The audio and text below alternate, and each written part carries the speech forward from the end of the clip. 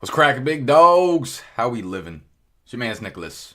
Welcome back to the HQ. Welcome back. Two big dogs gotta eat. BDG eat fantasy football. Today we are diving into my top players to avoid in 2019 fantasy football. These are the do not draft list. These are the top busts for 2019 fantasy football. Guys to stay away from. Do not draft these guys, please. I won't be drafting them, but I have to break down the big facts to obviously show you why you should not be drafting them as well. If you missed Tuesday's video, we did 3 of my top sleepers for the 2019 season. Guys I will be targeting heavily this year.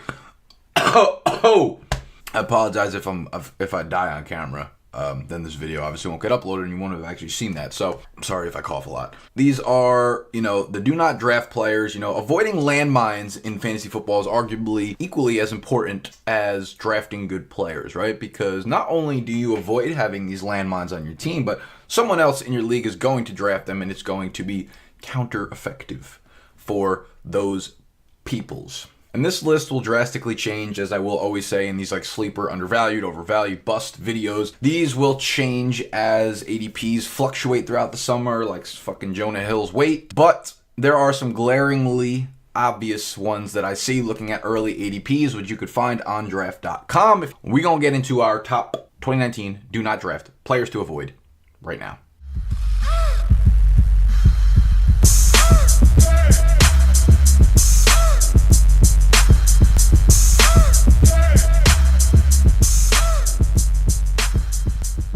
If you couldn't already tell, I wore this shirt on purpose, right? This is like the Nah Son shirt, like the players to avoid. Like, nah, you don't want them on your team. If you thought that wasn't funny, I didn't think that was funny at all. But if you enjoy the video whatsoever, please, all I ask is that you scroll down a little bit and hit that thumbs up video. It helps me with this dumb YouTube algorithm, and it helps your mans blow up. And then hopefully the HQ will be gigantic because we are moving HQs. The new official HQ will be coming in April 1st. If you missed my vlog on Wednesday, we went apartment hunting in New York. We found our apartment. I broke down Facebook and Instagram ads. We went deep on the whiteboard. We had a nice little whiteboard session. So if you're interested in anything like business behind the scenes, make sure you check out the vlog, which was on the channel on Wednesday. Quarterbacks, first guy on the list is Ben Roethlisberger. I've said this very many times, and I will continue to say that. Often the mediocre quarterbacks, the guys in the middle, the guys who are not necessarily elite, like the Aaron Rodgers, the Andrew Lucks, or not necessarily very poor throwers, are going to be as good as the weapons and the team around him. When you look at Ben Roethlisberger, he has always had a plethora of incredible weapons, mixed with a very strong offensive line. Now Antonio Brown is almost guaranteed to be gone. He's not going to be on Pittsburgh anymore. I think this offense is going to take a big step back. They're going to lean back. Shout out to the Terror Squad. That's what I'm feeling right now for Pittsburgh 2019. The other thing too is that, Pittsburgh's done a very good job. Their front office has done a very good job for locking up their offensive linemen, always having a very strong group up front. Ramon Foster, one of their best linemen, is going to be a free agent this year. He was the 7th graded pass blocking guard in the NFL last year per PFF. Now, Big Ben had a very good year, so this might come as a surprise to some people, but it seems like the public has been pretty good at not going too hard on the recency bias. He finished fantasy last year as quarterback 3, so a monster year. He is currently going off the board at quarterback 10, around pick 99, around pick 100. So normally whenever, in those one quarterback leagues, when the late quarterback run starts, Ben is right smack in the middle of that. So people are not drafting him as the quarterback 5 or the quarterback 4 like he finished last year, which is good. The public, y'all are finally learning. If you had him last year, it was great. It was pleasant, but it's time to break that loyalty. He attempted the most passes in the NFL last year among all quarterbacks, 675, but he was not good. That high volume did lead to good numbers. He actually led the NFL in passing yards, 5,129, 5th highest touchdown total with 34, but he led the NFL in interceptions with 16. He threw 31 interceptable passes per playerprofiler.com, which was the second most in the NFL. The reason he had 16 interceptions and 31 interceptable passes were, drops by the DBs or, whatever that might be. that tells you that he got very lucky last year. He had almost double the amount of interceptable passes than he did actual interceptions. His PFF grade overall as a passer was 17th among quarterbacks. His adjusted completion percentage, which takes into account things like throwaway spikes, etc., was 29th among 39 qualified quarterbacks. His red zone completion percentage was 28th. He led the NFL in both red zone interceptions with 4 and 10 zone interceptions, and his deep ball completion percentage was 26th among quarterbacks. So volume, yes, very high. And this Pittsburgh is a high volume passing offense, and they have been for a long time. But if AB is not there and James Conner takes over, as the early down grinder, you could definitely see them going a little bit more run heavy, and just a little bit more scaling back on the volume from a passing perspective is going to mean that Ben's numbers are gonna suffer because he's not efficient like he once was. He never really was that efficient, but he was really bad last year. Here's the big stat though, and I pulled this from Mike Taglieri's podcast that he does with the Fantasy Pros. Him and Bobby Sylvester, I believe, did an awesome wild stats from the 2018 fantasy football season. This is one of them. Big Ben totaled a league low 46% of his yards through the air. So of his passing yards, 54% of them came after the catch. That tells you, unsurprisingly, that his wide receivers are awesome. Really good. Antonio Brown, Juju. Not to mention Vance McDonald. Half of his yards came after a yak, honestly, on like one play. 54% of Ben's total passing yards, that 5,130 or whatever that he led the NFL with, 54% of them came after the catch. That is not Ben. That is his wide receivers doing the work. Ben, I think, is an easy fade at this point. It's in an offense trending the wrong direction. So we'll see how far the public actually starts to fade him. I'd imagine he'll be on a lot of bust lists. So stay away from Ben. While Ben is 29th of 39th in terms of adjusted completion percentage per PFF, guess who ranks dead last among 39 qualified quarterbacks? I'm going to let you comment down below. I also want you to comment down below who are a couple guys that you're definitely fading. I threw this on Twitter yesterday. If you're not following me on Twitter, make sure you do. I think it's up there. Make sure you do that. I give out a lot of information via Twitter that I don't put in my YouTube videos and whatnot, so I think you guys would enjoy that. If you don't have a Twitter, I would just suggest signing up because it's the best platform to get fantasy football stats and advice, and all the experts are right there. So anyways, while I was making this video, I'd like to hear your guys' thoughts. I tweeted out, and we had a lot of guys that I have on this list, but I want to hear, because the YouTube audience is different. Comment down below some guys that you are avoiding this year for sure. There's no way that you're going to take them, at least not anywhere near their ADP. Let me know why. I'd like some reasons. I would like some big facts. Don't be just fucking throwing shit down like I'm avoiding Juju Smith-Schuster. Why? You can't give me a logical fucking reason why you'd be avoiding Juju Smith-Schuster this year. So don't drop his goddamn name unless you bring the big facts to back it up. So drop that down below. While you're down there, make sure you hit that thumbs up button. I love you. Dead last in adjusted completion percentage, Josh Allen. If I play in 6 Superflex leagues next year, he may end up as my second quarterback in one of them, because I know that I have to diversify the revenue. Allen was miserable throwing the ball last year. Yes, he's in an awful situation, awful weapons, not a good pass blocking line. That doesn't mean it's going away. It's not going away overnight. And the big story with Allen last year was his rushing ability, which was relatively unknown coming out of college. This is something I tweeted out as soon as the NFL season wrapped up. In college, Josh Allen didn't hit 75 rushing yards in a single game. There wasn't one game where Josh Allen went over 75 rushing yards. He went for 95 or more rushing yards in 4 of the final 6 games close to his rookie year. So he was so good in fantasy because that rushing floor, that rushing ceiling, whatever you want to call it, down the stretch, right? He was amazing down the stretch because he was putting up so many rushing yards. But it was, we never saw that from him in college, which makes it like weird. And what in his head made that switch kind of flip? And it was probably because of the lack of weapons. So one thing that you guys should understand, and I'm sure a lot of you guys know this by now, is that like these kind of things are not sustainable. Success statistically from rushing quarterbacks is not sustainable. And I know some of you will point to Cam Newton, but Cam Newton also throws for between like 3,500 and 4,000 yards in a typical season, and also throws for like 20 to 25 passing touchdowns along with his rushing numbers. And he is also the very big exception to this rule. Of course, there's been some rushing quarterbacks. There's been the Michael Vicks. He's also an exception, but he also put up passing numbers. So Josh Allen is so miserable throwing the ball. To just rely on his rushing stats, I think, is a very, very, very big mistake. He did end the season like extremely strong. He was literally quarterback 1 in fantasy over the last 6 weeks of the season. He only played in 12 games on the year. He wound up finishing as quarterback 14 in fantasy points per game, thanks pretty much to that 40-point game that he had in Week 17 against Miami. I know he was fun to own down the stretch, but if you're banking on him to be your quarterback 1 in 2019, I think that's going to be a very big problem for you. If you have him ranked within your top 12, and that means that you might be starting him on a very weekly basis, I think that's going to be a bad idea. You just look at the situation. Like if you owned him last year, I can understand why you would like him going into 2019. But look at it unbiasedly. Step back, look at the step bike. I apologize for that bullshit I just pulled right there. Step bike, look at the big facts only. Allen ranked dead last in adjusted completion percentage last year. He had a negative touchdown to interception ratio, 10-12. His best weapon is fucking Zay Jones. His best weapon is Zay Jones. If you just put quarterback X in this slot and you looked at the situation, you wouldn't even touch him. But because Josh Allen had a good 4 or 5 game stretch where he rushed for a lot of yards, you're really excited about him. They have no running game. They have the 22nd ranked pass blocking line in the NFL. He already dealt with injuries last year, and if you think he's going to succeed next year, it's probably because you think his rushing is going to be a big part of it.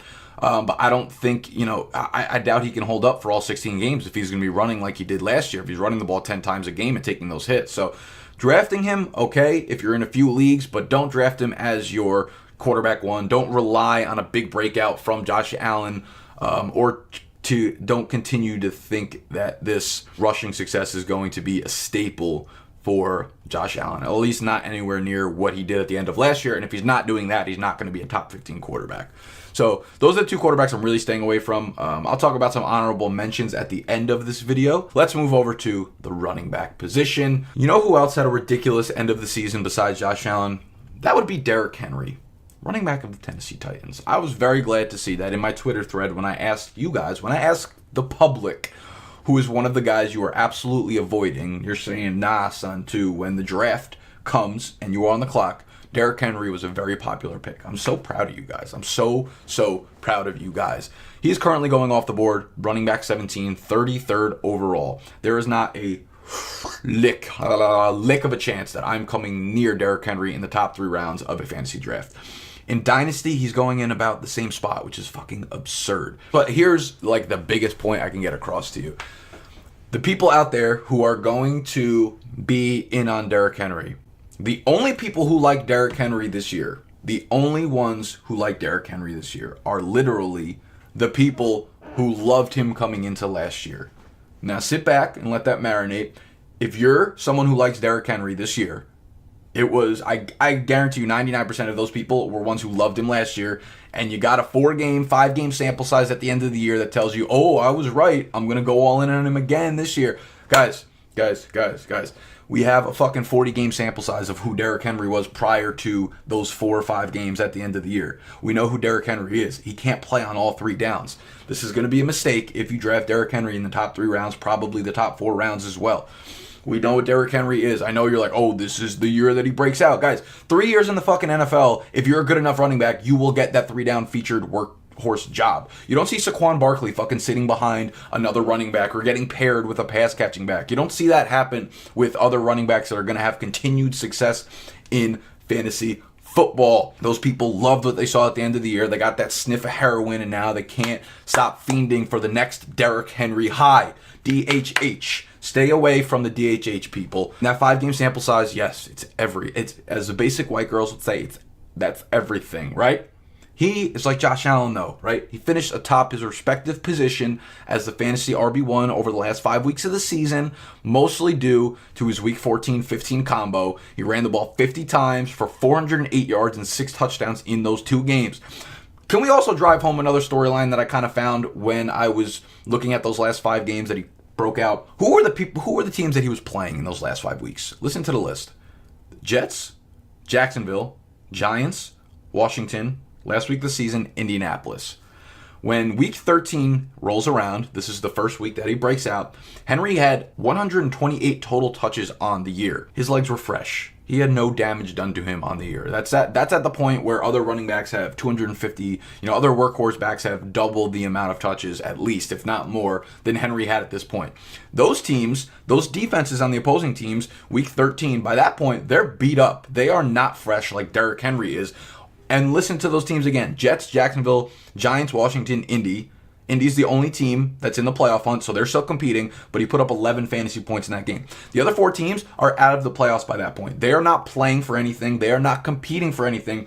Do you think a defensive player who knows they're out of the playoffs, who are not competing for anything, wants to go head on with Derrick Henry, who's 6'3", 250 pounds, with fresh legs, and try to tackle this man? No. Think of it from a more outside of the box perspective, guys. Well, it's more common sense and outside of the box, I guess you could say. That is the key point. Those teams didn't have anything left to play for. Why would they go and try to kill themselves on defense trying to tackle Derrick Henry? And like I said, Indy, of course, was still playing, but Henry was not good in that game. He scored 11 fantasy points. And I want you to take a look at this chart. This is the ADP in 2018, not this year. This was last year's ADP going into drafts. These are the mid-round running backs. These are the guys drafted in the 3rd, 4th, 5th, 6th round, anywhere from RB16 all the way through RB32. They're almost exclusively busts. Drake, Collins, Derrick Henry, Jay Ajayi, Royce Freeman, Lamar Miller, Ingram, Dion Lewis, Marshawn Lynch, Jerick McKinnon, Rex Burkhead, Tevin Coleman, Carlos Hyde, Kerryon Johnson, Rashad Penny, Jamal Williams, Chris Thompson. Does not skip a beat. Everyone from RB16 to RB32 is basically a giant bust. This year, the best strategy, in my opinion so far, is trying to get a running back very early, probably in the first round, that you can rely on as your RB1. Then there's just so much value at wide receiver and tight end in the middle rounds compared to the amount of busts that come out at the running back position in those middle rounds. You look at these mid-round running backs, almost all of them don't contribute on all 3 downs. And that's the problem. That's what makes it so risky. And it's 2019. I talked about this in my top 10 lessons video, which I think a lot of you guys would get a lot of value from. So I'm going to link that up here, wherever it is, and in the description as well. My top 10 takeaways, keys, lessons learned from the 2018 fantasy football season to take forward to.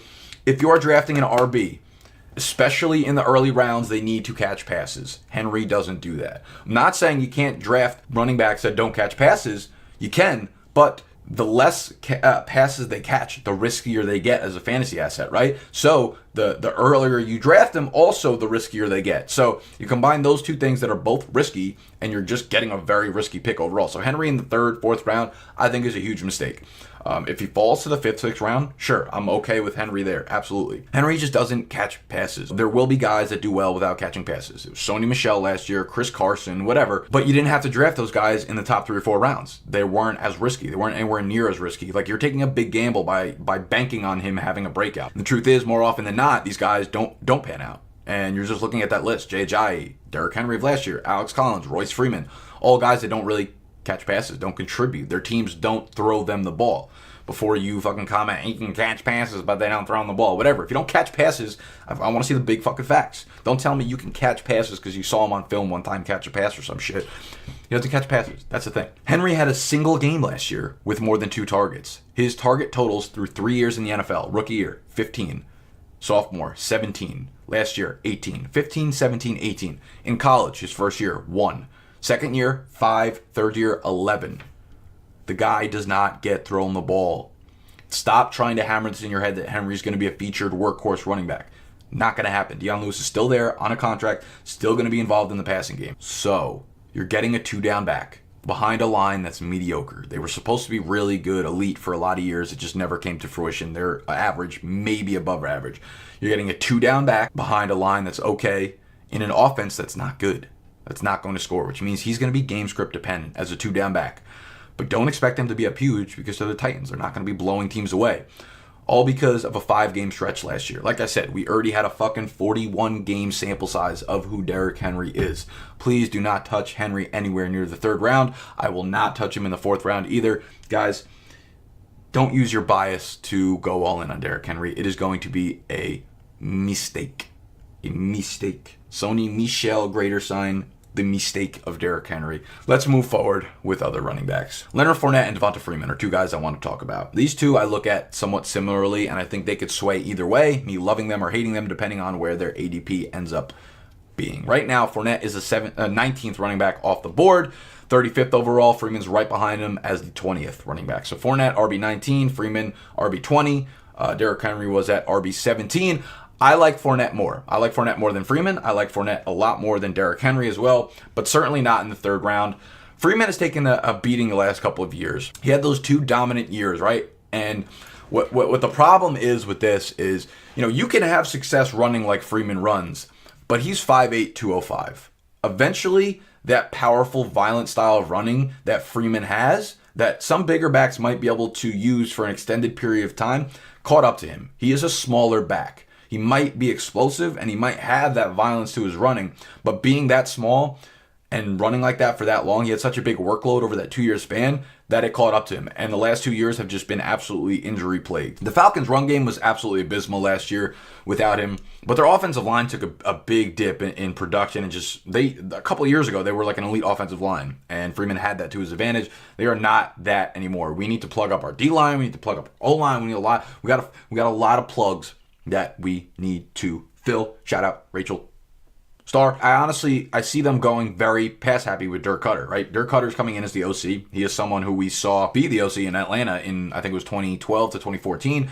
Their pass to run ratio was like 68% or something like that. So it was very high. I would see them going very, very, very, very pass heavy. And I just think, Freeman's just been banged up too much, and the style of running that he has, it doesn't allow him that, if he pulls back on the violent style of running, the problem is he's not athletic enough. He doesn't run, he's not fast enough and not athletic enough really to alter his style to where he can have success running out in other facets of his game. So if he continues that violent style of running, I'm pretty sure he's just going to get hurt again. And he's like a concussion away from having to retire right now. So I will be avoiding Freeman.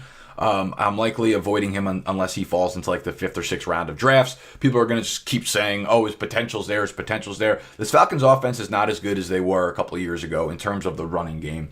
I think Ito Smith is going to be more involved as a pass catching back this year. I don't know why they didn't do it more last year. Coleman was miserable.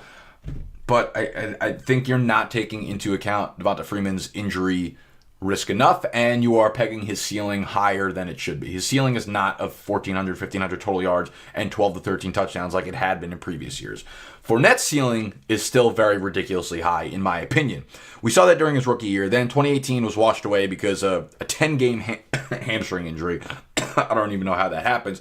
If Fournette stays healthy, I can't imagine how many times that phrase has been used. Like if you typed in "if Fournette stays healthy" on Google, there might be the most search results history in the history of anything that could be possibly searched on Google. If Fournette stays healthy, a lot of things will line up in 2019 for him to be a very, very good fantasy back again.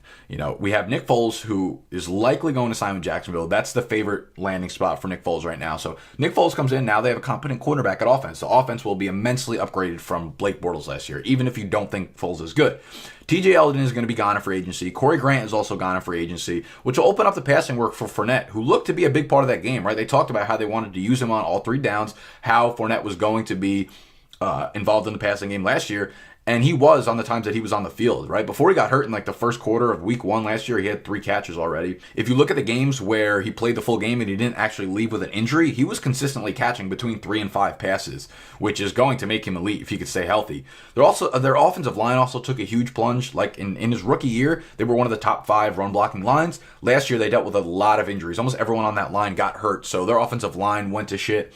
A lot of things working for him in his rookie year, a lot of things working against him last year. So at full health, they should be at least above average as offensive line. However, obviously the injury risk warrants a round 4, if not a round 5 price tag. My overall thoughts this year, like my overall strategy is for the most part, really, really fade injury prone players, durability prone players, unless they fall very far. Not just like a round late or 2 rounds late, but far. So if people are drafting Fournette in the 3rd round and he falls to the 6th or 7th round, obviously I'm gonna hop on that, and that's probably fucking never gonna happen. But if I had to pick between one of these 3 backs, Fournette would be my guy. So we have one more running back on this list that I am absolutely staying away from, and that's going to be James White. James White. James White of the New England Patriots. He was a fun story last year. Finishes RB8 in fantasy. Absolutely monstrous year. But you've always been able to draft James White in the 13th round of fantasy drafts. You've always been able to do that, and you knew what you were getting because that was his 5th year last year. That was his 5th NFL seasons. And now what? After 5 seasons, all of a sudden, he showed a really good 8-game stretch for the Patriots last year, while Sony Michel and Rex Burkhead were both not on the field and were both injured. So now you're going to pick him within the top 50 picks? No. He's currently going off the board at pick 51. So 12-team leagues, that's almost the back half of the 4th round. That's the 5th round, early 5th round. Like, this is all I'm going to say to that. I'm just going to leave that up there for like 6 seconds. And to be honest with you, White is actually the last running back in New England that I would draft next year in fantasy drafts. Here's what I would do. White, I hate his value in those middle rounds. If I'm paying up, it's going to be for Sony Michel in the 3rd or 4th round. Otherwise, I'll grab Burkhead in like the 13th round because everybody forgets about him. That's what usually happens to the 3rd running back in the Patriots backfield. Drafting the last Patriot running back usually works out, right? Here's the thing about Burkhead. Burkhead can play on all 3 downs.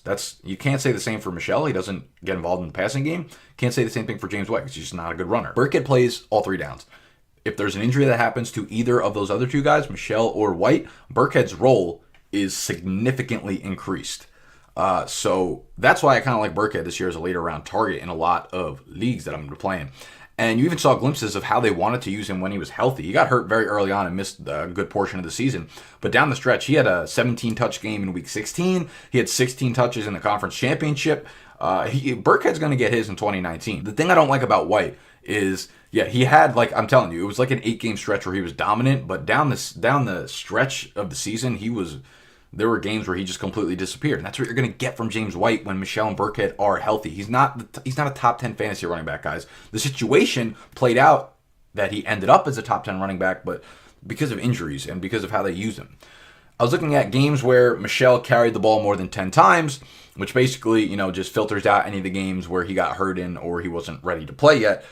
In those games, White averaged 9.6 touches. Like, are you really trying to use a 4th or 5th round pick on a running back that touches the ball 9 times a game? 9 times? No. Like, it's just stupid. I wanted to look at some splits in where Rex Burkhead also played. So, what this split is, games where Sony Michel carried the ball 10 or more times. So, basically just games in which Michel was healthy, because anytime Michel was healthy, he was carrying the ball 10 or more times. So, we have Michel carrying the ball 10 or more times, plus just games that Rex Burkhead played in. So you have a 6-game sample size of last year, and you see White on the left side. His numbers come down dramatically. His numbers go from 6.4 catches a game down to 3.8.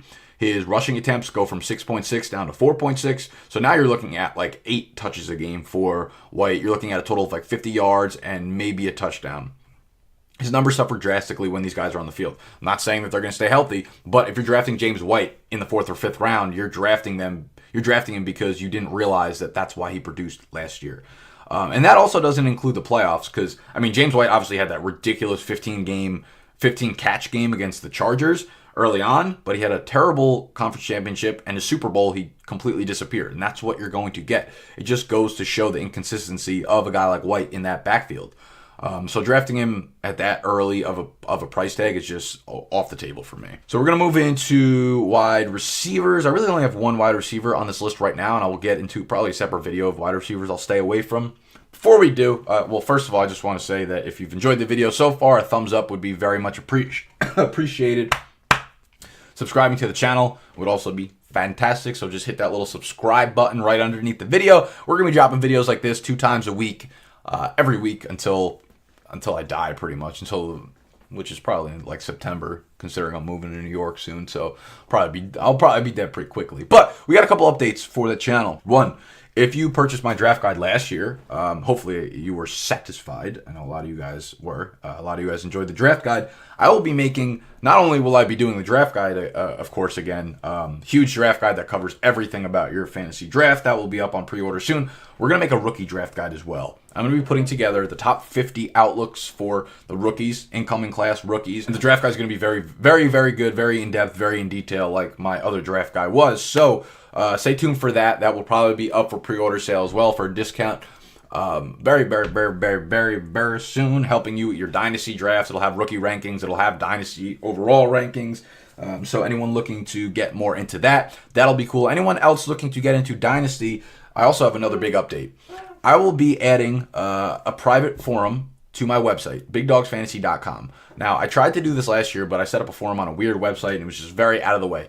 This is going to be way more automated and systematized. We're going to set up a private forum on my website where you guys can join and join other fantasy leagues with other Big Dog members, other Big Dog community members. I'm in talks with a couple platforms right now. I want to get one platform where all the leagues are going to be created, so it's very organized and very systematized. I am getting on a call this week with a few different platforms. I'm not going to name any names right now. I ain't no snitch. But hopefully we can square some kind of partnership away with one of these brands, and then you guys will have access. You guys can start Dynasty Startup Leagues whenever you want with other people in the audience. I think it's going to be fucking awesome. And I will probably randomly join in with some of you guys and join into some of the leagues that you guys set up. So that'll be very cool. Stay tuned for that. A lot of cool content and offerings coming your way. Speaking of coming your way, the ball goes this guy's way through the air in Chicago. We got Allen Robinson of the Chicago Bears, currently getting drafted as wide receiver 22 in fantasy football. He finished last year as wide receiver 41. He finished as wide receiver 36 in fantasy points per game. So you could say, yeah, he was injured, he missed games, that's why he was wide receiver 41. Wrong. When he was on the field, he was still not good. Wide receiver 36 in half-point PPR, but now he's getting drafted at wide receiver 22. So it has now been a full 3.5 years since we've seen Allen Robinson be consistently good on a football field. Yes, I know he had good games, and he makes big plays, and he's flashy. That's awesome. But you guys, a lot of people, I'm not going to say you guys personally, a lot of people underestimate consistency. It's the reason I think a lot of dynasty players, well, not just dynasty players, but even anyone who follows football misses on a lot of picks or gets hyped up about players and they fail to come to that fruition. It's because this guy has so much potential, or he flashed, or look at this game, or look at this play. Guess what? That matters, but it really doesn't. You need to see the long-term success or production of a certain player. And that is what proves that you're actually good at football, not just 3 games or something. When you look at the long run, it starts to account for everything. It starts to clear away, first of all, small sample sizes, which we hate here at the HQ. It accounts for durability. It accounts for stamina. It accounts for chemistry within your team. It accounts for you just being consistent, not just the talent that you flashed on a single play where you jumped 41 inches in the air in the end zone. Guess what? That's the NFL. Everyone in the fucking NFL is talented. Everyone is a ridiculously good athlete. The truly great ones take that crazy, crazy athleticism and they produce with it on a consistent basis. Are we just going to hold Allen Robinson's 2015 season forever? Is that what we're going to do? Are we just going to keep saying he has the upside because of what he did 3 years ago, 4 years ago at this point? Guys, it's time to let go as A-Rob getting back to anything close to a wide receiver 1. It ain't happening. Is this to say that if A-Rob was paired with A-Rod in Green Bay that he wouldn't be an elite fantasy wide receiver? No, but he's not. Robinson is in Chicago, whose offense we did see take a big step forward in 2018 with the implementation of Matt Nagy's offense. My problem is much more with the situation than the actual Allen Robinson player himself. Mitchell Trubisky was far too erratic. The offense has far too many mouths to feed there to expect any sort of consistency out of Allen Robinson this year. Trubisky threw the ball more than 35 times in a game once all year. So there's not a lot of volume. So there's a lot of mouths to feed without a lot of volume going around in the passing game. And most of his fantasy success came thanks to his rushing ability, right? His PFF passing grade, Trubisky, was 34th among qualified quarterbacks, which was actually behind Josh Allen. His adjusted completion percentage was also 34th in the NFL. He attempted a deep ball on 16.8% of his passes, which was the second highest rate in the NFL, only behind Josh Allen, which is usually not a good sign. It's usually something you see from younger quarterbacks. Like we saw Deshaun Watson had like a 19% deep ball percentage. In his rookie year, he was wild, he was erratic. That came down to 11% this year. That's usually what happens with second-year quarterbacks. They take a lot of shots down the field in the rookie year. That scales back as they get more precise over the middle of the field and get to read defenses a little bit better. The bad part about that is he's throwing a lot of deep balls, right? So it's good for Allen Robinson, 16.8%, but he was only accurate on 37% of those deep passes, which was 25th in the NFL among quarterbacks. He did this behind a top 5 pass blocking line in the NFL. The Chicago pass blocking line was very, very, very good. It's not like Josh Rosen where his numbers were miserable, but he also had the absolute worst offensive line in the NFL, the worst offensive situation overall. It's bad because Trubisky's accuracy ranked 33rd when the pocket was kept clean per PFF, and that number dropped to 36th when he was under pressure. So nothing about his passing game says anything good. There's no good signs there for Mitch Trubisky. Looking back, you want to say, things got better and Trubisky progressed. He had a 24-12 touchdown interception ratio, which is very good, but he wasn't very good realistically. I watched a lot of him last year and he threw some nice dimes, but he also had 9 passes that should have been intercepted, easy drops by D-backs. He got very lucky in a sense.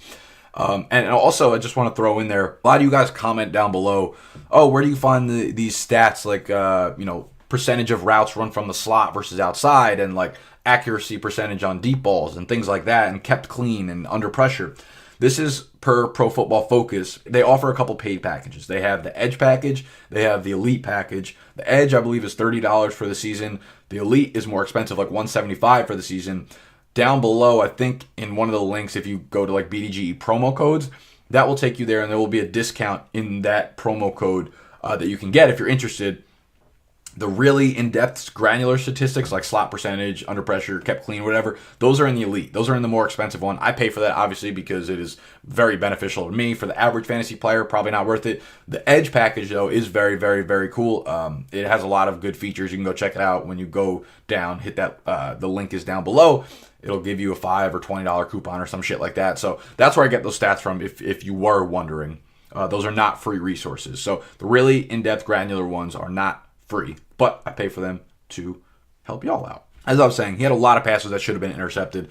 Per playerprofiler.com, he was 6th in the NFL, 6th highest in the NFL, throwing 26 interceptable passes.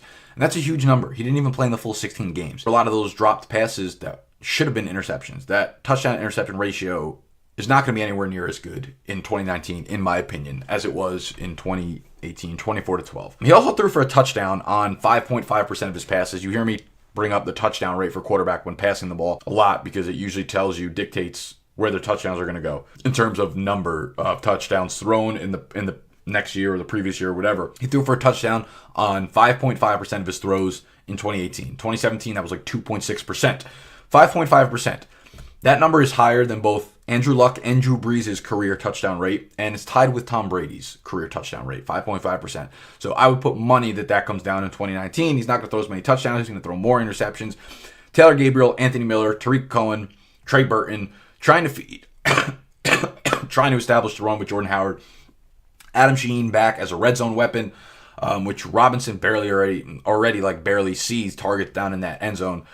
It's just too much going on there for any sort of consistency for me to take Robinson in the top 25. I just think that's ridiculous.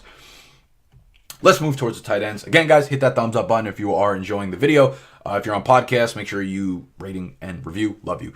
Tight ends, Austin Hooper.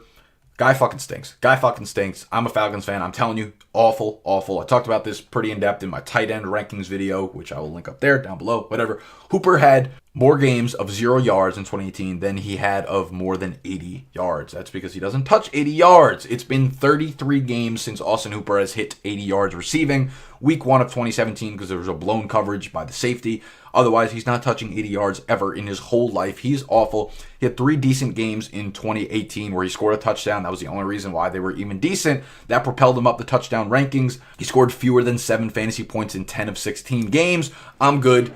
I know what Hooper is. He has absolutely no ceiling whatsoever. Do not touch Hooper inside the top 10. There's no breakout coming. I promise you that. Jared Cook had a very big year, but he's a free agent. Highly doubt he lands anywhere where he's seeing anywhere near the target share that he saw in Oakland. He had an 18% target share, which was 4th highest among all NFL tight ends. Ertz, Kelsey, Kittle, only ones that had a higher target share than Jared Cook. This is his 10th year in the NFL. Do we think that he's just randomly having a breakout right now? There was literally nobody on the Raiders. If you can name 2 wide receivers outside of Jordy Nelson on the Raiders last year, I ain't going to give you shit, but I'll be very impressed, to be honest with you. Who is Derek Carr going to throw the ball to? He literally only had Jared Cook to throw the ball to, and that's why he had 18% of a target share. His target share, wherever he goes in free agency, is going to come down to like 13%, and he's not going to be even somewhat useful in fantasy. He also scored under like 5 fantasy points in half of his games last year. So he's on the wrong side of 30. If he lands in New England and Gronk retires, or if he lands in New Orleans or something, maybe I will look at Jared Cook. But for now, stay away. I would stay away from all the older tight ends that are kind of like injury prone right now. Walker, Eifert, Greg Olsen, all those guys I want nothing to do with next year. A couple other notes, I guess, like honorable mentions. Mitch Trubisky, I kind of just fucking shit on him for about 20 minutes already. Staying away from him. He was highly inconsistent, not just as a passer, but as a fantasy player as well. He had some big games, like a 4-game stretch that really propelled him up. But other than that, he had plenty of really, really bad games. I don't want inconsistent quarterback play. I would stay away from Will Fuller, please. I would stay away from Emmanuel Sanders, too. He's old, coming off of a huge Achilles tear. Now he's going to be playing with Joe Flacco instead of Case Keenum. No one throws the ball more to slot wide receivers than Case Keenum did, so that's a big downgrade for Emmanuel Sanders. If he can even get back and be somewhat healthy, I likely won't touch Le'Veon Bell no matter where he lands in the top 15 picks. So, you look at the teams like the Jets, Baltimore, Philly, any of those teams that are looking to make a run at him, it's a big downgrading situation. So that's really it. Again, guys, I want to hear who some of your guys' top players to avoid this year are. Who are your biggest bust candidates? Who are you staying away from? Drop a comment down below and we'll have some chatter. We'll go back and forth. I'll yell at you. You yell at me. It'll be a good old time. But for now, all I can ask is that you stop yelling. You tuck your shirts in. You fade the public. You hit that thumbs up button down below. You subscribe to the channel if you're new, because we're going to be bringing big facts only for the next 8 months straight into the fantasy season. I love y'all. As always, if you stuck around with me for this long, I'll see y'all later.